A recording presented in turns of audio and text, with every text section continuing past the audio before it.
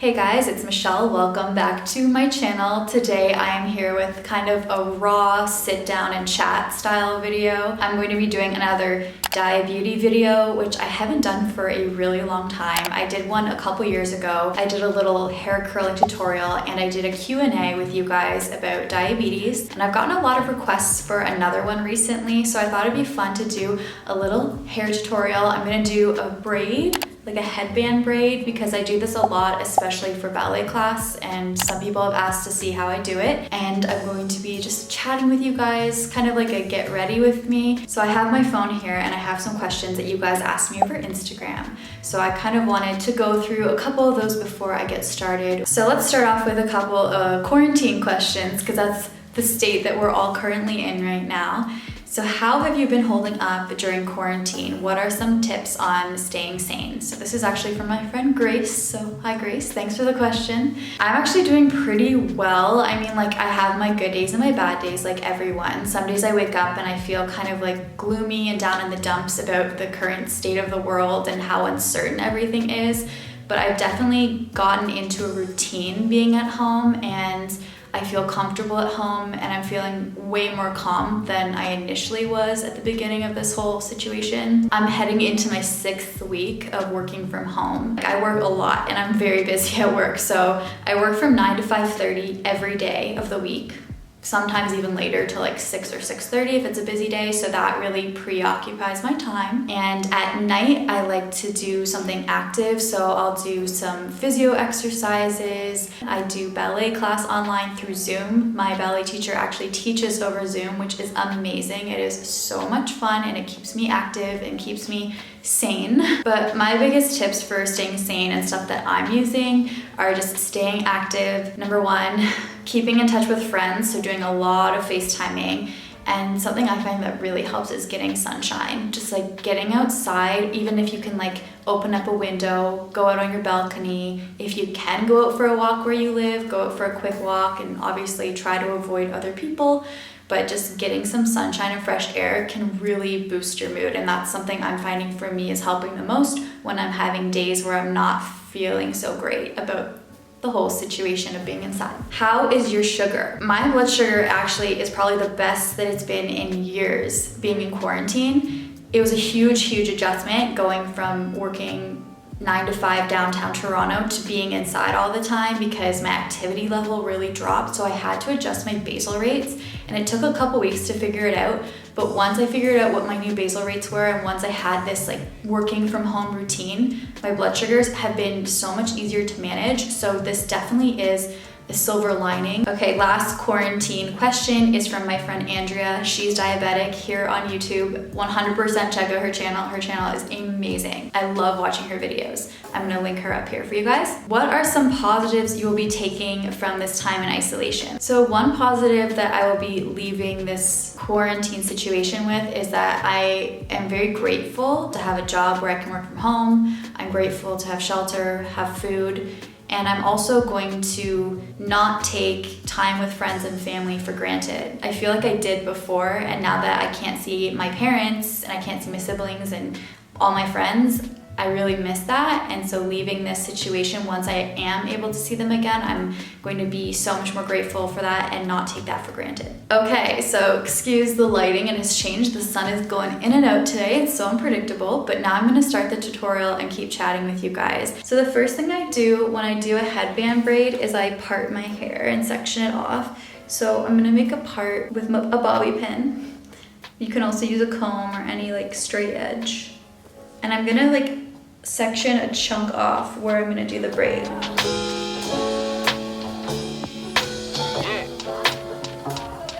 There, now I have a little chunk. So it's a Dutch French braid that I'm doing. So it's kind of like an inverse French braid, I guess you could call it. Do you ever calibrate the Dexcom even though you have a G6?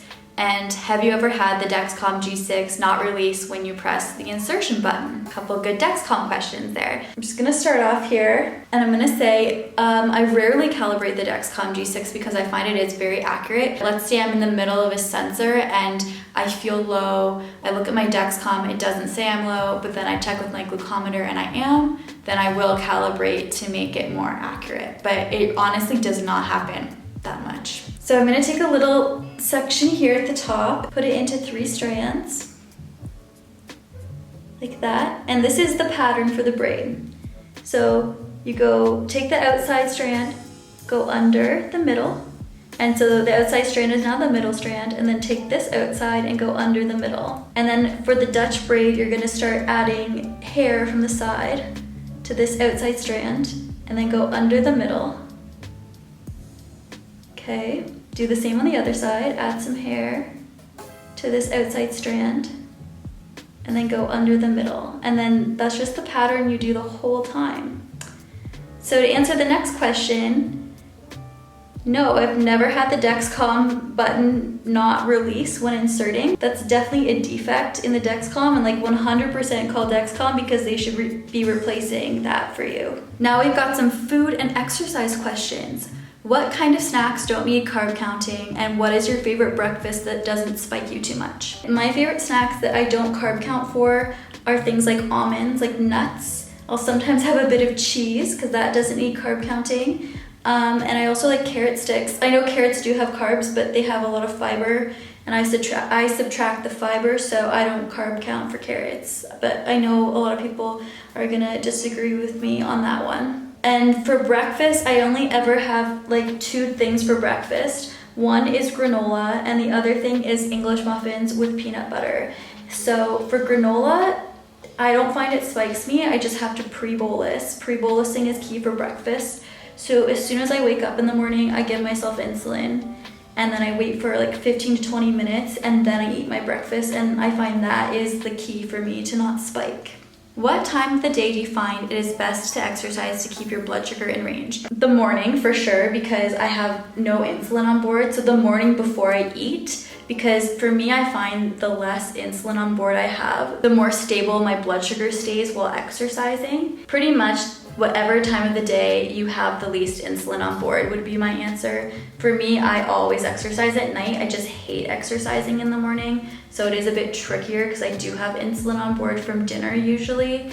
So I have to work around that. Okay, so I finished my French braid, and I'm just finishing the rest of the braid. And I don't know, I feel like this isn't the best tutorial because it's really hard to answer questions and explain what I'm doing at the same time. I have a little elastic band. I'm gonna put it in. So there's my Dutch braid, and I'm gonna do something else with it after a couple more questions. For now, I'm just gonna look like this. What did you study in college, and did your diabetes influence your career path? And what are some tips for coping with stress in university? I did my undergraduate degree in physics, and then I did my master's/PhD in medical physics. So I specialized in like radiation physics. So anything like nuclear, medical imaging, that's what I did my PhD in.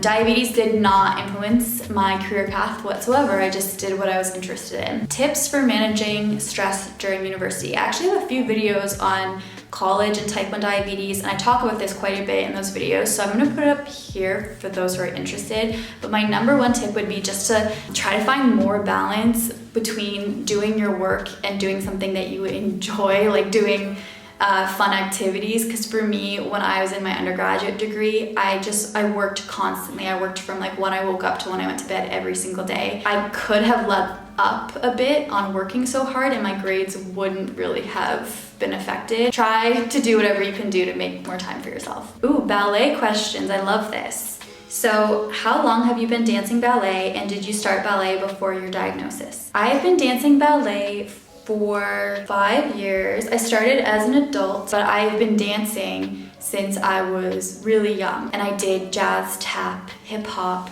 all of those styles, but I never really cared for ballet back then. But yes, I danced before I was diagnosed, so that was a bit of a challenge being diagnosed and going back to dance class. That is like a topic I want to cover in the future, is dancing with diabetes and kind of how I adjusted to going back to dance class when I was first diagnosed. Okay, so now what I do once I have my braid done is I like to pancake it. So what I do is I take like a stitch and I just tug the outside of it to make it like look fatter than it is. So yeah, I just kind of pull the sides out.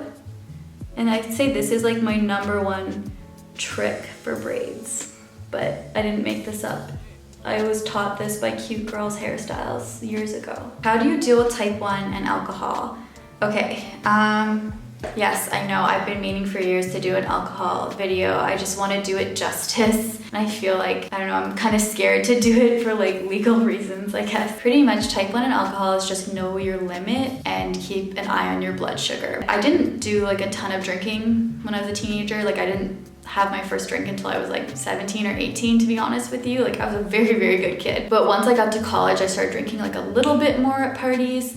And I learned then what my limit was and what was like a safe amount of alcohol for me to have. You never want to get to the point where you're totally intoxicated, because then you can't take care of yourself and watch your blood sugars. And then something else that really scared me as a college student is when I found out that the glucagon doesn't work if you're drunk, apparently. So that definitely made me more aware of how much I'm drinking. So now when I drink, I honestly don't drink a lot. I'll have like 2 glasses of wine at most, and I'll watch my blood sugar. I have a Dexcom, so that helps. And obviously always have low supplies with you in case you're low while you're drinking. What is a positive that has come out of having diabetes? I think having diabetes has made me very motivated and determined, because we have to work hard every day to take care of ourselves. So it's made me a really hard worker in school and at work. Okay, so now with this braid, what I would normally do if I had ballet, which I don't today, I would put my hair back in a ponytail and then put my hair in a bun, and then take this braid and like wrap it around the bun and pin it back, and it would look like that. But since I don't have ballet, I don't want to put my hair up, so I'm just gonna pin my braid back in my hair like that instead. Okay, someone asked me to give some words of encouragement for someone who's newly diagnosed. So I know a lot of people come to my channel when they're newly diagnosed, so this is for you guys. My words of encouragement if you're newly diagnosed is to don't worry. First of all, you can live a completely fulfilling, happy, healthy life with type 1 diabetes. It just takes more work, and you just have to stay strong and stay positive. Okay, so I'm gonna pin this. So I'm just gonna take a bobby pin and slide that up there, and then just crisscross another one in, like that. And then since I'm not putting this in a bun, I'll take the elastic out and just take the rest out there so it flows down, and brush it out. And there you go, there's my braid. All right, I'm gonna finish the video off with just a few more questions and then we'll wrap it up. Basal rate and menstruation. Fun times, menstruation with diabetes. If you think diabetes isn't hard enough figuring out, just throw in a period, and then it's really just all over the place. So I personally find that the week before my period, I need to up my basal rate, and then once I get my period, I have to decrease it. But everybody's different. Just like kind of watch out for yourself, see what's happening, try to recognize patterns, like keep a little journal even, just so that you can figure out what's going on with your own body. Advice for someone with type 1 diabetes who's struggling with motivation. We all go through periods where we're not motivated to take care of ourselves, and that's okay, because this condition we live with is so tiring. We're bound to burn out eventually. Like, we're gonna have days where we feel burnt out. The thing that I do for myself when I'm feeling unmotivated to take care of myself, I just remind myself that we only have one body. We were given one body in this life, and this is the body that we need to live a happy and fulfilling life. So if we don't take care of our body, then how are we going to live a happy and fulfilling life? So yeah, I don't know if that's gonna help, but that is something that I will try to remind myself of when I'm feeling unmotivated, is that I have to take care of my body, because you only get one. All right, I am done my hair tutorial. So there's my Dutch braid, my headband braid, and I hope you guys enjoyed this. I really love just kind of sitting down and getting to chat with you guys. I find it so fun. I hope you guys are all doing well wherever you are in the world. I'm sending you virtual hugs. I know it's a hard time for a lot of us, so stay strong, and I will see you guys in the next video.